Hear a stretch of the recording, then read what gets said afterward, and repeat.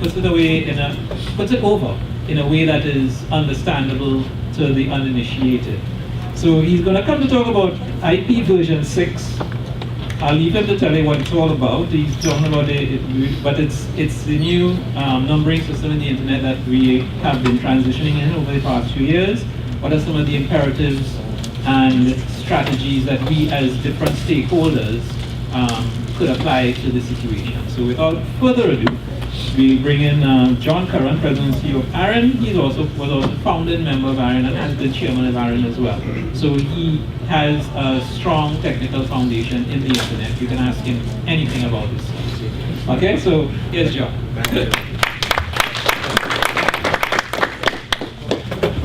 I'd like to thank the CTU and the Public Utilities Commission of Belize for having me here today. I am always happy to support this sector of the region. This is very important to ARIN. ARIN is the regional internet registry that serves Canada, US, and approximately half of the Caribbean. So we administer the IP addresses, the numbers that are used to connect devices to the internet. Generally giving those out to service providers and ISPs and hosting companies that every time you connect something to the internet, it needs a number, and they don't have to be unique. I've been involved in the industry since there was an industry. I ran one of the first ISPs in the early 90s. I sold that. I built a nationwide fiber backbone and sold that. I've run a hosting company.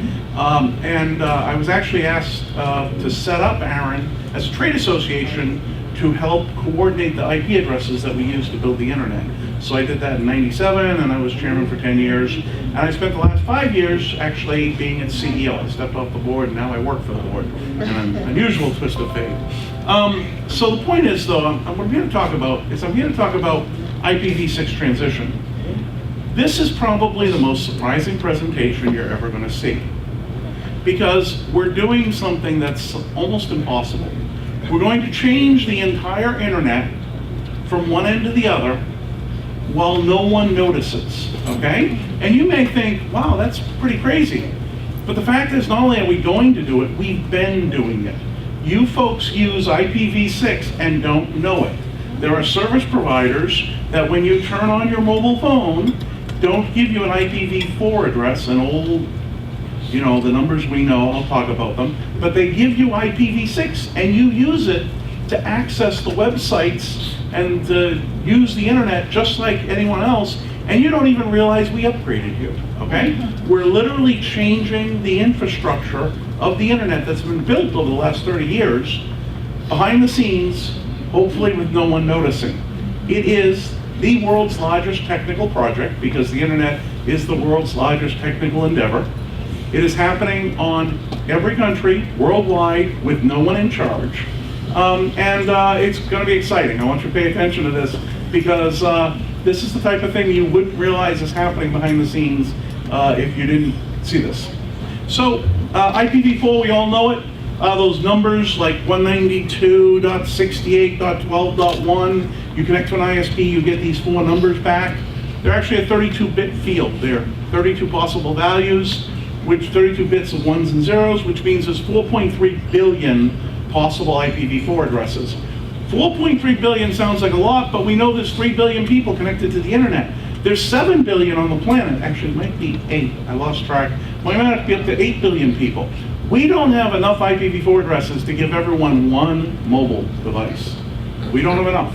So if we kept the internet on IPv4, half of you give up your cell phones. I'm really sorry. You can't have internet. And by the way, that's not counting your computers at home, your computers at work. I hear that Google has some computers. The computers in every bank and we'd only have enough for half of the world to have smartphones, and that would be the entire internet. There would be nothing else. 4 billion is a very small number. We actually probably need 5 to 10 IP addresses per person. This also completely discounts that Internet of Things that just came by. Because if we're just talking about the computers you use, that's your mobile phone and your workplace, your home computer.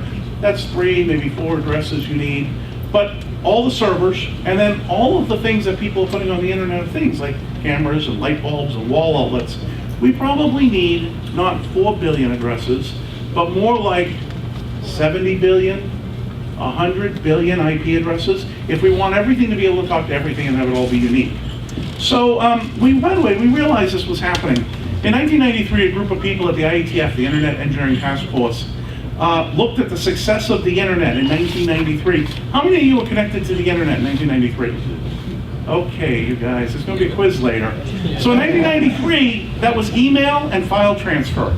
There was no web. Tim Berners-Lee had actually invented it, but there were very few people who actually had a web browser or a website. Back in 1993, before the web, we already knew we were dead, because our outlook on the internet said we were going to run out of addresses between 2010 and 2017. We were going to run out before the web, before the internet was popular. We knew IPv4 wasn't going to cut it. We formed a working group called the IPNG, IP Next Generation Task Force, and we came up with a new internet protocol. Instead of IP version 4, it's IP version 6. And IP version 6, instead of having 32-bit addresses, has 128-bit addresses. Every time you add a bit, you double the number of addresses, because you can have all the prior bits with the first bit off, or all the prior bits with the first bit on. So you add a bit, you double the number of addresses. You add 2 bits, you double it twice, 4. When you add 128 bits, there's a lot of doubling going on there, okay? That's the number, 340 undecillion addresses. Anyone know what an undecillion is? That's the number of possible things we can number with the IPv6 internet. It's 340 followed by 36 zeros. Let's see, another way of thinking of it. 340 trillion universes, distinct universes, 340 trillion of them. In every universe, a trillion, not billion, trillion, a trillion devices on every one of those 340 trillion networks.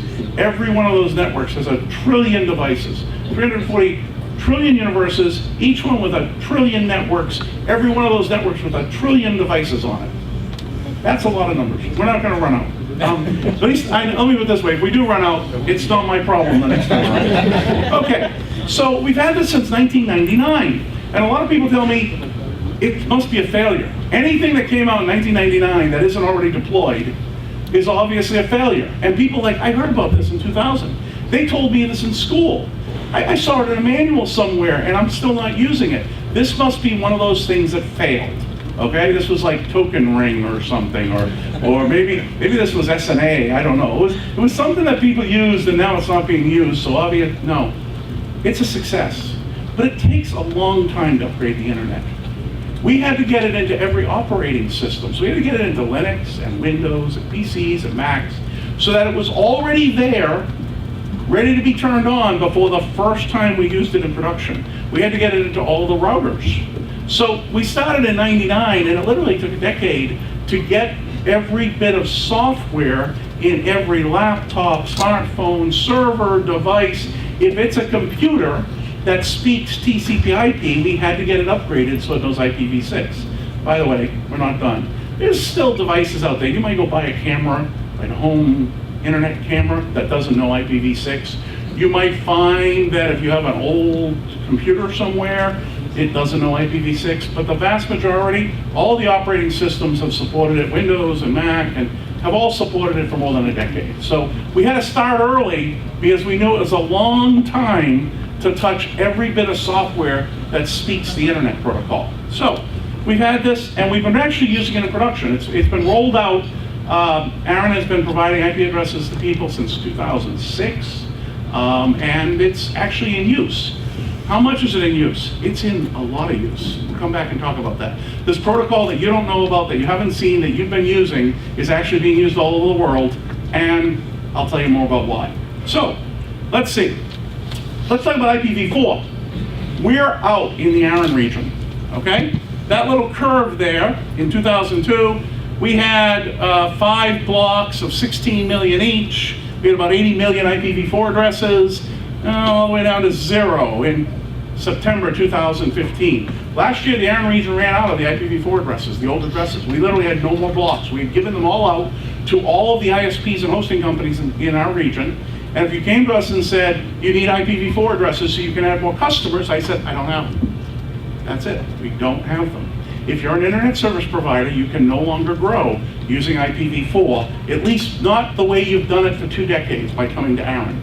This is happening. Everybody, we all talk about the internet and all the great things happening on it, but behind the scenes, you got to remember, we're going through an amazing change that started last year, okay? Now, this is what IPv4 is. This actually is a very famous canyon.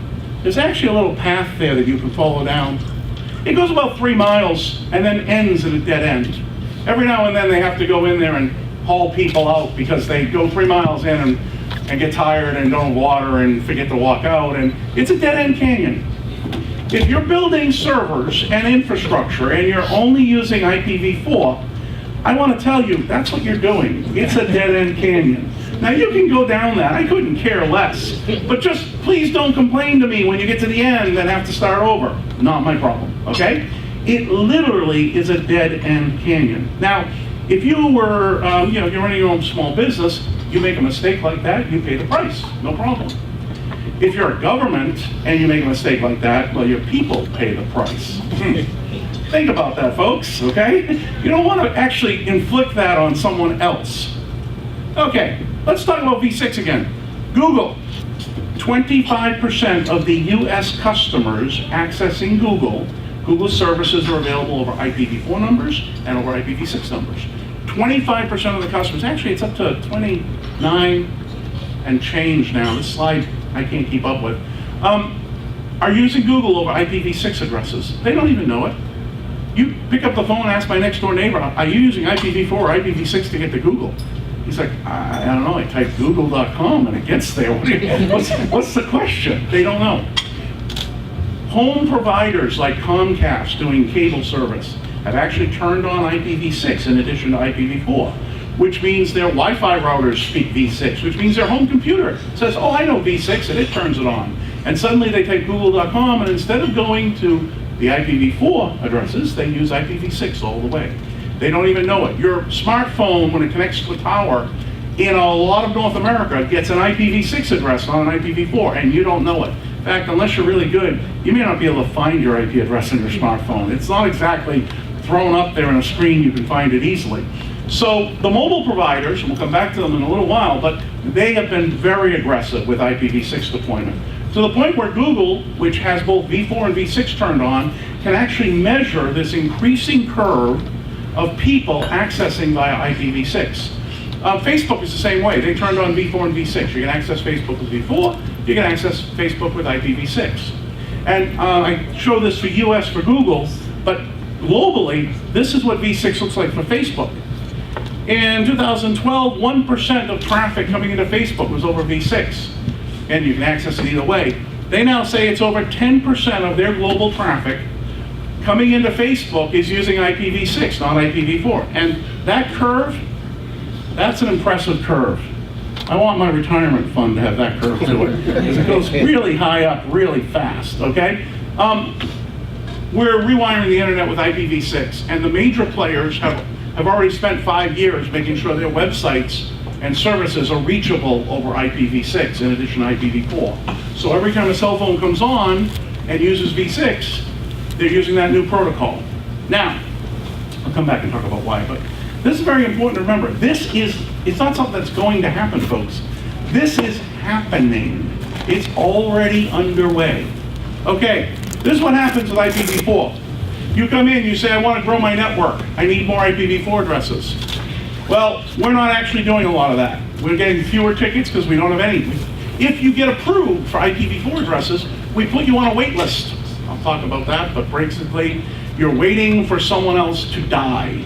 You want a company to fold and go out of business, and if they do, and somehow the addresses come back to ARIN, we'll give them to you, okay? Not a good place. If you're betting your business on getting more IPv4 addresses, I hope I'm not an investor or a customer, because it's going nowhere fast. Okay, transfer requests. You can transfer addresses. We have people buying and selling IP address blocks.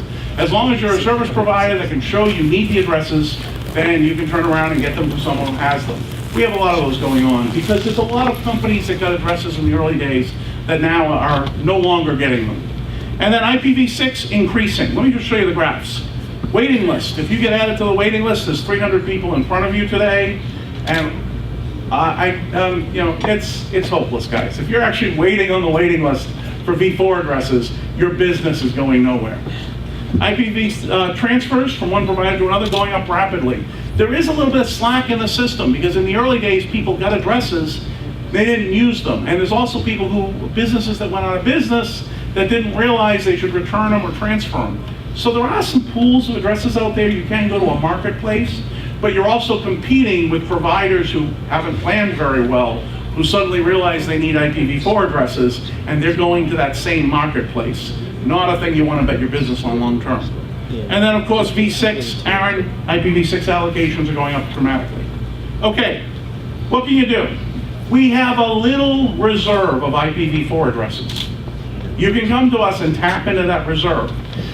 You can't use it to deploy just IPv4 only services. If you have the need for IPv4 addresses to deploy services that help you transition to V6, we will give you one of the very small blocks we have. It's 24, it's a very tiny number of addresses. It's 256 IPv4 addresses. We're literally doling these out by the teaspoon. Here's your 256 addresses. Please deploy your transition to IPv6. If you need larger demand, you're going to go to that transfer market and try to find someone who has leftover addresses. There are people. Organizations, community colleges that got big blocks in the early days of the internet but don't need that much space, etc. You really need to deploy IPv6 though. Okay. So what's driving all the growth? I mean, what is really driving it? IPv6 doesn't solve any problems that most people have. IPv6 does not make you stronger. IPv6 does not make you any healthier. IPv6 does not make you more secure. IPv6 does not make you anything. It really doesn't solve any problems. It's kind of weird. We have something that people are deploying that doesn't solve anything. It solves a problem for one community. If you are of the scale of a T-Mobile, Cable and Wireless, AT&T, Verizon, Orange, and you are growing tens of thousands of customers per month, you can't use IPv4. You just can't get the addresses in happen fast enough. It's impossible. If you're growing rapidly in the internet, you need to use V6 because you can't make V4 last that long. You just can't do it. So it solves a problem that most people don't have. You don't have a problem. You're going to add 10 customers next month. You can find 10 addresses somewhere, I'm sure of it. So why bother? It's not your problem, it's the big guy's problem. Well, remember, the people who are growing fastest, that's the core of the internet, and it's being rewritten. So if you don't actually keep up with that, you'll be fine for a while. But eventually you'll find out what you're connected to isn't actually the internet. It's connected to the old internet. All right, if you raised your hand at the beginning and said you were connected to the internet in 1993, put your hand up again. Okay, if you were connected to a bulletin board, CompuServe, AOL, Genie, Prodigy, you weren't on the internet, guys. You really weren't. You were on something you thought was the internet, and it kind of looked like the internet. And by the way, in the back end, it did play with some of those protocols, but you couldn't have run a web browser if you wanted to. You could only really do emails and some other interesting things.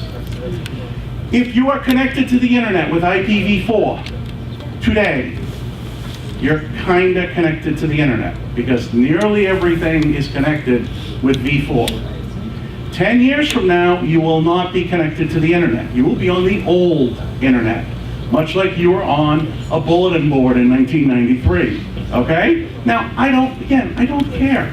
This is up to you. It's up to you and your businesses, your users, your communities, your schools. Do you want them on the internet or do you want them on the old internet? It's up to you, your choice.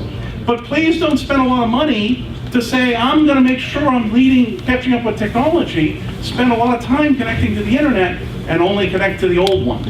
Because you kind of missed it, right? The world has moved past you. Pay attention, it's up to you. Some people may not pay attention, that's fine. Again, I just want to make sure you are completely forewarned. Cisco does a survey of smart devices based on their network metrics that they can collect from their equipment worldwide in service providers. They believe that Globally, 92% of smartphones and tablets will be IPv6 capable by 2020, meaning 92% of the devices that are on the internet and mobile will be using V6 because all the service providers have turned it on. That's pretty frightening, folks. The odds that someone's going to your website on a mobile device is greater every year. And that mobile device is probably coming to your website over V6. Now that raises a good question. Raise your hand if you have a website. Keep it up, come on. Oh, there's only 3 websites in the room? Come on, let's be real. Raise your hand if you have a website. Okay, if your website's V4 only, put your hand up. I always try this the other way, no one wants to put their hand up. Only? Some of you, only V4, if you don't have V6. Okay, so what happens when they go to your website? I have a V6 smartphone. I have a smartphone and I'm on T-Mobile. T-Mobile only uses V6. When I go to your website, I get a connection that actually goes to T-Mobile's data center, does a little loop in there and a little translation, and then goes to you. It works. Streaming media, video, and audio doesn't work so well. When you look at your stats about who's accessing your website, you'll see they're all coming from one data center. Isn't that weird? That you don't get to see where they're coming from all over the globe, because they're not. It's only T-Mobile's data center accessing your website. If you don't put IPv6 addresses on your websites and your public services, then you don't have a direct connection to the user. You're an indirect one. And it will work. But it's going to be less capable over time than if you have V6 turned on. Something to think about, okay? You don't have to do this. We'll keep dragging you along. Like the people who said, oh, I have a website. And when you enter the form and you hit submit, you can hear the fax machine in the other room going on. They're kind of on the internet. Well, you'll be kind of on the web. But if you really want to be on the web, you gotta have V6 turned on. Okay, mobile operators are increasingly V6. In December 2015 in the US, more than 1/3 of the mobile traffic was IPv6. This is up from a very small number just a few years ago. Okay. Customers want to connect to the internet. They don't care. They really don't care. As long as customers ask for the internet, most ISPs go, I know what V4 is, I'll use V4. I don't have to worry about it. I don't want to do V6. If I only need a few addresses, I'll find them.